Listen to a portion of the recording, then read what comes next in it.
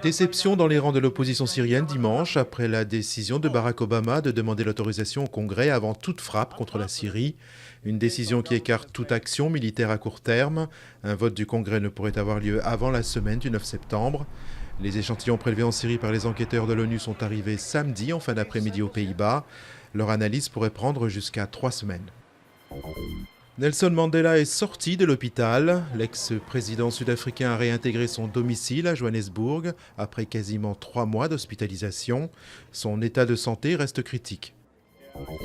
Et de 6 pour Teddy Riner, le judoka français a été sacré champion du monde samedi à Rio de Janeiro lors des mondiaux de judo.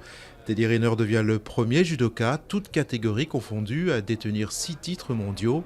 Petit clin d'œil du destin, l'ours avait gagné son premier championnat du monde dans cette même ville en 2007. Il avait alors 18 ans.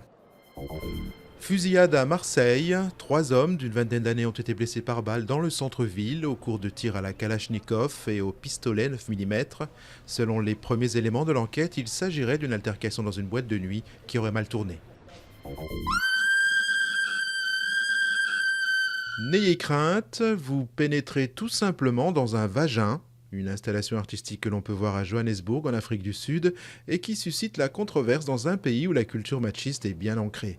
Reshma Shiba, qui devait concevoir une œuvre d'art pour une ancienne prison de femmes, y a vu l'occasion de lancer au monde un message sur le véritable pouvoir des femmes.